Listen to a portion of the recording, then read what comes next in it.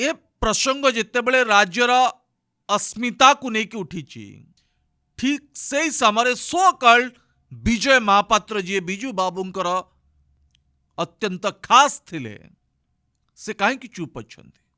बिजू लिगासी को लेकिन एमाने कुआड़े एक राजनीतिक दल करी चिंता करुचंदी why silent Vijay Mahapatra why silent Prabha Tripathi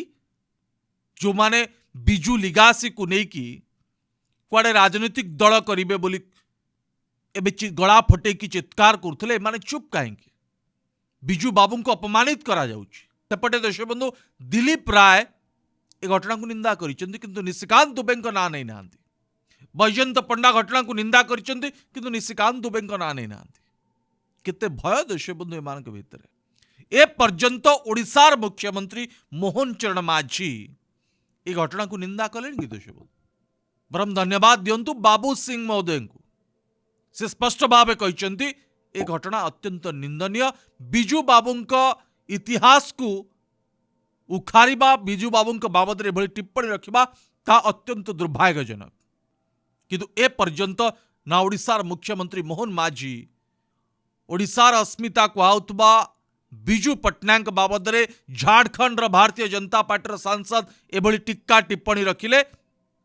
Mohan माझी एकदम चुप अच्छा एमाने पुणी ओडिया अस्मिता ना सरकार को आसीचंती एबे निजको लोकंक सरकार बोली कहउचंती देशबंधु एमाने समस्ते जणे जणे मानसिक विकृत स्तर को चली गले इतिहास को उखारी की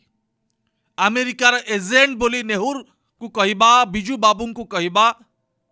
कहीकि देशबंधु एमाने निज उपरे थिबा दाग को छड़ेबा प्रयास करुचंती किंतु दाग छाड़बनी देशबंधु ए दाग देशबंधु आसंता दिन रहिबो आउ बिजू बाबूंका इतिहास को उखारी के देशबंधु एमाने बिरुड़ी बसारे हाथ मार देइचंती एबे सारा ओडिशावासी जागृत हेलेनी समस्ते घटना को घोर निंदा करुचंती आ भारतीय जनता पार्टी नेता मानकर मानसिकता को छी छाकर करुचंती।